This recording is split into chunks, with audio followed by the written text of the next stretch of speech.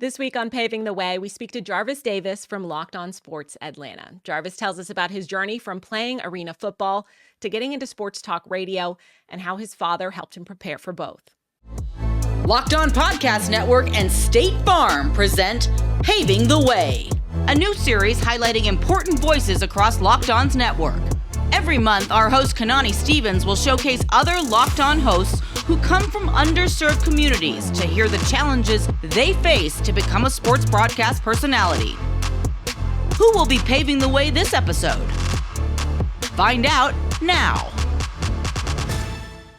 Welcome into Paving the Way. I'm Kanani Stevens here with Jarvis Davis from Locked On Sports Atlanta. Jarvis, so excited to have you. We love to kind of hear from our hosts here at Locked On and learn a little bit about how they got to Locked On. So I like to start from the beginning. How were sports a part of your life growing up, and how did you kind of realize you always wanted to be involved with sports? Oh my gosh. First of all, I started playing sports when I was a ninth grader in high school because it's funny because once I got started, I was in the eighth grade and I wanted to play football because my brother, who's a year and a half older than me, he was playing in middle school, and I wanted to play, but they wouldn't let me play because I was out of school for maybe like the first week of school, and they were saying like, "Oh, well, you can't play, but your brother can." I was like, "Okay, I don't understand that, but whatever, we'll figure it out." So my brother ended up playing. I ended up being a ball boy. Yeah, probably Okay. the biggest ball boy you probably ever see at that time because I was probably about 6 feet, almost 6 feet at that time. So I was like, yeah, that was kind of a little embarrassing for me, but it was cool though. It was a cool experience being out there with my brother. Then obviously once I got to high school, we were able to play together throughout my entire career until he graduated. Right, he graduated in '99. I graduated 2000. So sports have always been a big part of my life. Also. One of the reasons why I feel he's been a big influence on my life is my father, because he's a guy that, just a trash talker. I remember vividly growing up, going to barbershops, and it's like a funeral in there. Nobody's talking. Everybody's all quiet. But as soon as my dad walks in the room, boom, immediately he's sparking up a conversation, talking about sports. He was a big time Lakers fan, big time Cowboys fan. I still don't understand why he's a Lakers or a Cowboys fan, because I don't even think my dad ever been to LA, and he's never even been to a Cowboys game in Dallas. So, and he's born and raised from Atlanta. So it's always, he's always had to defend that. And just to sit there and watch him in those barbershops when my brother and I getting our haircuts, it was just really, really cool to see. How he just the gift of gab that he had. And it was almost like I was watching film growing up, so it was always a cool experience. So yeah, really big influence from my dad. And then of course playing football growing up was a big too. Did they give you that kind of competitive edge as well? I mean, obviously, if you're competing with your brother and whatnot, does that make you want to win even that much more? Absolutely, man. My brother and I have been in so many doggone fights in our driveway playing basketball. I actually remember the last time we really played against each other, and it was I don't think it's a coincidence that it was the time that I actually beat him, because like I said, my brother was a little bit taller than me in middle school. Once I got to ninth grade, I was probably about 6'1", right? And then I hit a spurt. I was probably about 6'3". We were almost right at the same height. I was a little bit taller than him, so I started being able to like grow into my body. Like you talk about that competitive edge, right? Because when you're young, you don't really play sports all the way growing up. It's kind of, you got to understand like how big you are. You got to be able to feel like, okay, I can move this person in front of me. All I got to do is just, compete a little bit harder than him. And he might be stronger than me, but I still may be able to move him just because given my size. So it took me a while to kind of grow into that and understand that. But once I did, it was a really cool thing to kind of figure out and kind of use to kind of push some guys around. When did you realize you wanted to kind of go to college and play football in college? Was that something always on your mind, or did that kind of come about as you were playing and you're like, oh, maybe I can do this a little bit longer? I always joke with people about this because I said that football did a lot for my life, because I was like I was a first generation college goer, so I wasn't even really thinking about college. But like being in the locker rooms and being at a high school where a lot of guys were being recruited by these big schools, I just thought it was really cool for a coach to come up to the school, travel from wherever he's coming from, or UGA or Clemson, or wherever, just to talk to you about coming to their school. I thought that was cool. Or the guys would be sitting around in the locker room looking at reading letters from the school, like, oh yeah, I got this letter from Kentucky today. Like, it seemed like Kentucky sent a letter to everybody, back then. So, but yeah, just seeing that and being around it and being in an environment, so really kind of influenced me. Like, okay, hey, maybe I could do this. And then when I got a chance to talk to my first scout or first college coach, that when it really hit me, I was like, whoa, I can really do something. It was actually a coach from Maryland, University of Maryland. I'll never forget, he had come out to one of our spring practices and he was kind of talking to me. He was like, yeah, man, you got some good size. And he's like, but you're too big. I was like, huh? I was like, wait a minute, what? I thought they told me I was supposed to be this size, right? I think I was like 330 pounds at the time. And it was actually in my junior year, going into my senior year that spring. And he just said, hey man, you just got to lose some weight, man. You move. I like the way you move, but you got to lose some weight. I was like, okay. So, I appreciated the advice, but it was kind of disconcerting a little bit because I actually went to my position coach. I was playing offensive line mainly that at that time. And I was like, coach, man, he told me I need to lose some weight. He was like, man, a real country guy. He's like, man, don't even worry about it, man. All you got to do is when you go to McDonald's, just take off the bread. So he introduced me to keto, back in the 90s. So I was like, oh, okay. And then, Kai, I promise you not, I lost 30 pounds that summer. I came back my senior year, 295, and I ain't have to go spend no crazy money. You can get 2 for 2 cheeseburgers back in the day. Like I'm a little bit old guy, so you got to excuse me when I have those references back then. But yeah, it was kind of cool to be able to be in that environment, and it influenced me to do something that would pretty much change my life.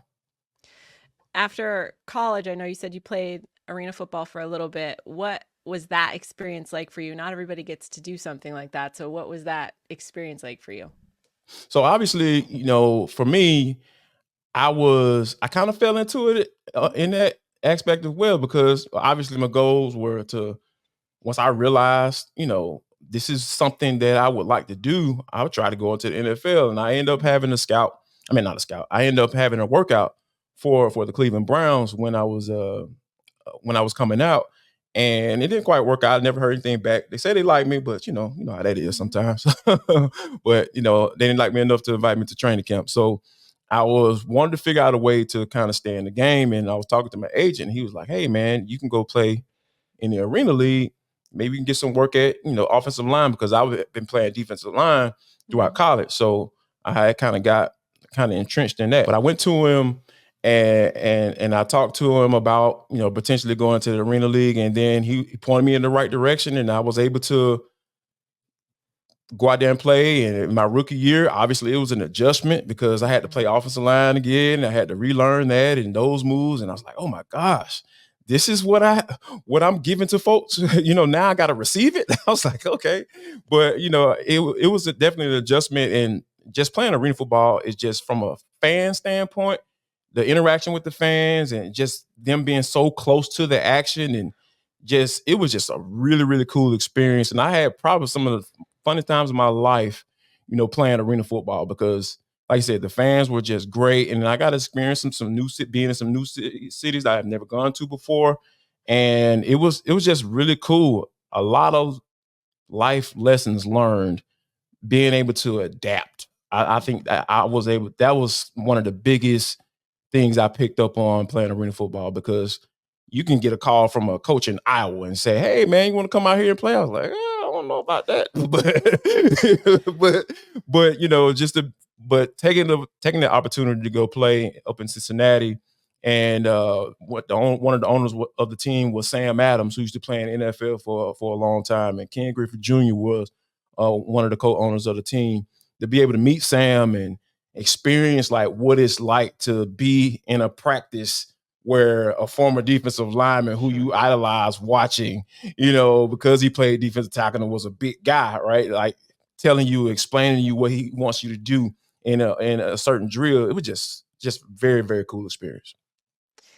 You did that for a couple years, Jarvis, and then you kind of transition, right? And so whenever you stop playing, I'm sure that's a big transition for any athlete to kind of have that be their main focus and then not doing that anymore. So how did that work for you? And then how did you kind of work yourself back into sports? Was there a break for you, or how did you end up doing that? So for a few years, I actually started working in retail, and I just realized that it wasn't for me. And there's a transition when you get to a certain age, right, where you stop listening to music radio. It's like, I don't know if I necessarily vibe with the music that's coming out right now. Yeah, my old man talking again. So I started listening to sports talk. I was like, oh, okay, this is interesting. This is cool. So I was riding, listening to local sports talk station one day, and I heard an advertisement for the Connecticut School of Broadcasting. And it was like, oh, yeah, it's a short program. And you go through the program and they'll help you, with job placement and all this stuff. I'm like, oh, okay, that sounds pretty cool. I did act on it right away. I can be a little bit of a procrastinator sometimes, but once I did, I went to kind of like a tour of the school, and they talked to me about the price, and I was like, oh my gosh, all right, that's kind of expensive, especially given the transition I was in and not really having a job and trying to figure things out in life. Um, it was a point where I wanted to do it, but I got to a chance to my wife now who's the person I was dating at the time. We had a conversation, and she was talking about how she had to really have that structure when it comes to what she wanted to do in her career by going to school, because she ended up getting a master's, and then went on to get a PhD on while we were dating. So she was a big influence on me to kind of say, go out there and go get it. Not necessarily try to feel your way through like you've done, for the most part, but just go out there and go and go to school and go get it. And then once I that was back in 2010 when I finished up in 2010, and then I went, and then there was a November. That's when I ended up getting the internship, and I've been working in sports ever since. You talk about your wife being a big, kind of catalyst support system for you. Who's someone you worked with maybe, or kind of have used as a mentor that's helped you through this process once you got into the media side of sports? Well, there was one particular person. His name is HR Garrison. He was the person that actually gave me my first job, and he just recently passed away. And he was a big influence on me, and just pouring into me when I first got into this business. And he said, hey, Jarvis, you can do this. Jarvis, you're good. You're really good. You just got to keep working at it, keep working and keep doing, keep grinding. And because the pay wasn't anything at all, and for me, I didn't really care at the time, but because I just wanted the experience. I was fresh out of finishing up my certification program at Connecticut. And it was he just gave me that opportunity. And once he gave me that opportunity, he didn't just say, all right, now go on about your way. He kind of walked me through the process, taught me about certain things, and taught me how to navigate, different things that you're going to be up against in this industry. And I think that is it's just been so valuable to me. So yeah, HR Garrison was definitely a guy that I'm really in debt to. It's not always easy in sports media. I think for a lot of people, they might think it is, but it's definitely has its issues in terms of, talking about you don't make a lot of money, it's hours are crazy, whatever it may be. Did you feel like it was kind of love at first sight? Like once you got into it, did you really love it? Or was it kind of like, I need to learn how to do this? Wow, that is a really good question. I think for me, I loved it so much. It was just like, oh wow, this is where I need to be. Like this is who I am. And up until recently, Kai, Mhm. I would have been preparing for this for all my life. Like I when I talk about my father and what he was doing in those barbershops and talking trash and, having that gift of gab or getting people riled up, or when he's having those conversations. My dad was Stephen A. Smith before Stephen A. Smith even existed, right? Stephen A. Smith was still a beat writer for the 76ers when my dad was doing the exact same thing that he's getting paid a lot of money to do today on ESPN. So that's like, he's the guy that really kind of showed me, and I didn't realize it growing up, but like now that I look back, I just see like, okay, this is where I was destined to be. It's just, I just had to tap into it. And once I started to tap into it, when I get my first opportunity to get this job, that job, at a little small radio station out here, not too close from where I live now, it was just confirmation at that point. How has that kind of evolved for you? Obviously, radio is very specific. It's not everybody has the ability to do that. So, what was maybe like the hardest lesson for you to learn, or something that you had to kind of really work on throughout your career?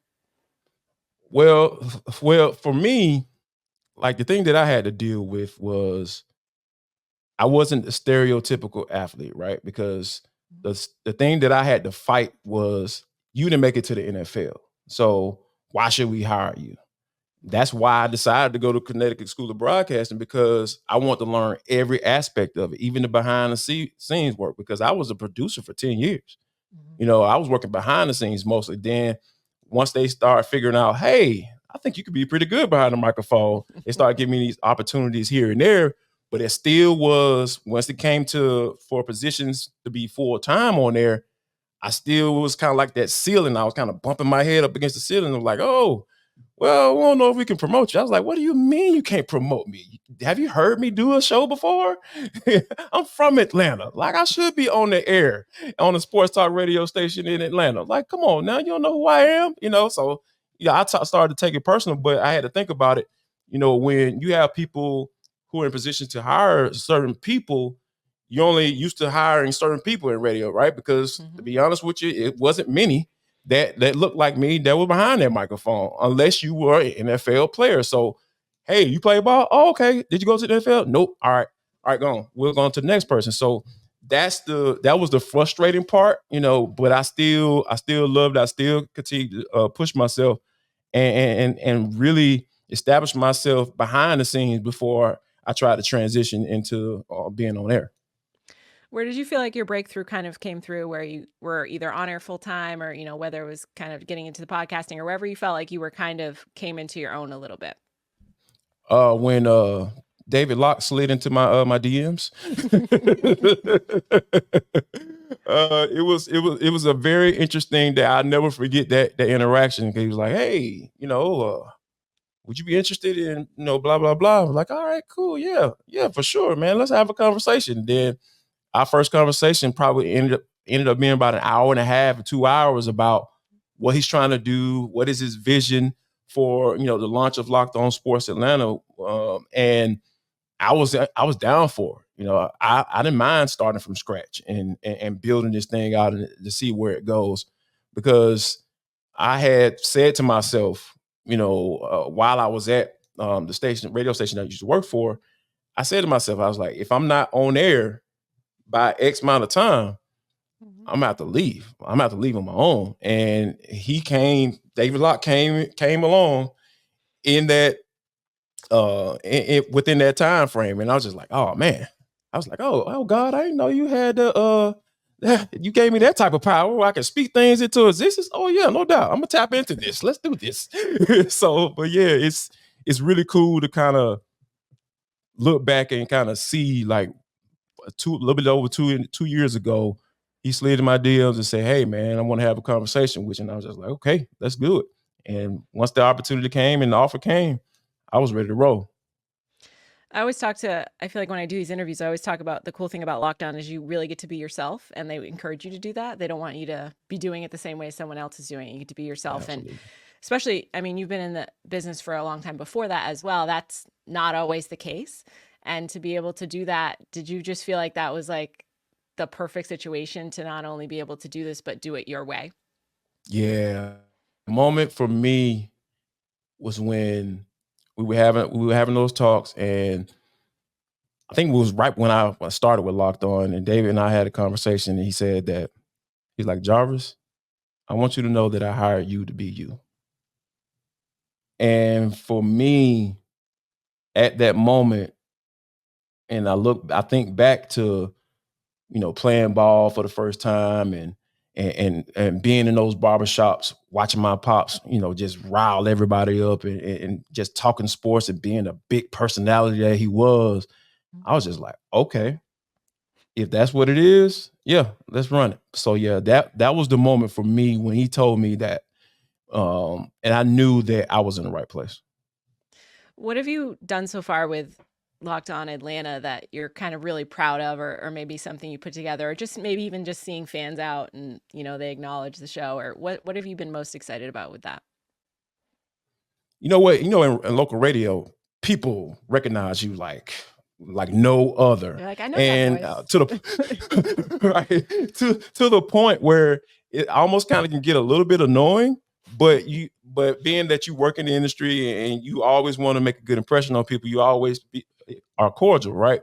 So I had that big thing going on when I was with the radio station, but I had been working for Locked On for probably about a year or so.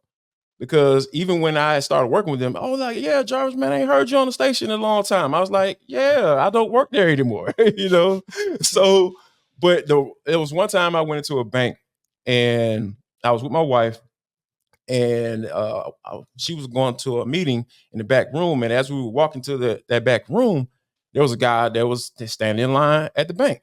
And he was like, hey, Jarvis. And I was like, oh, okay. You remember me from the station, thinking to myself, like, oh, okay. And he was like, yeah, man, I love what you're doing with Locked On. I was like, oh, snap. I was like, wow. It just hit me. I was like, it takes time for people to kind of understand what brand you are promoting or working for versus especially when you had worked at one for 10 years and it only took a year for people to kind of recognize like, okay, you're working with Locked On and I appreciate what you do. So yeah, that was the moment where I was like, oh man, that is cool. To be able to break that radio recognition, only a year in at Locked On, it let me know that I was doing the right thing. I feel like everyone's experience in this is so very different. So sometimes it's hard to give advice because there's not like a set way to do anything. But if you're advising someone that wants to get into this and they want to do radio, they want to cover sports, what's something, a piece of advice that you share, or maybe something you learned along the way that you think is helpful? Ask questions. The one thing that I like to do, and my mom always told me, God rest her soul, is it's okay to ask questions when you don't know, right? So, my experience has been in obviously producing for some guys who've been working in the industry for a very very long time. One thing that I never heard no for or no, Jarvis, I don't have time. Hey, tell me about how you got here. And they would sit down at a table with me and just go over like telling me about this guy when they used to work for this person. And hey, here's how I learned how to do teases at ESPN when I was working for the national network, right? So all of those little things and bits and pieces of information that I gathered working with those people, I'm using it to this day. And I gathered in, and it's a part of me and who I am as a personality on the air. So I think that my advice would be to ask questions, ask people how they got there, because most of the time they'd be more than willing, especially in this industry, they'd be more than willing to tell you, and you definitely be able to pick up something at some point. Absolutely. Don't be scared to ask questions. I know a lot of people get afraid, but gotta ask. Yeah. You never know. What's next for Jarvis Davis? What's on the horizon? What do you want to do, whether it's with Locked On or, developing the podcast or something else? What's something you really want to have as a goal going forward? Wow. I like being on TV. All right, let's do it. Me too. I like being on the tube, obviously without our podcast, you can watch them on TV. Sure. But I think that, being able to be and express myself and talk about whatever, talking like NFL football, like that's man, I just love talking NFL football. And I think part of it because I didn't get there, so it just makes me obsessed with it even more, and I'm a real big film guy. Like I like watching film and breaking down film and learning things and listening to people to break down film and having conversations about it. So like something in that world of whether it be on TV where I'm talking about it or talking to guys about it or having a conversation about breaking down X play or X game. And I think that's kind of where I see myself in the near future. You can catch more with Jarvis Davis on Locked On Sports Atlanta on YouTube or wherever you get your podcasts. And if you'd like to check out more episodes of Paving the Way, subscribe to Locked On Presents wherever you get your podcasts and see how our hosts are paving the way.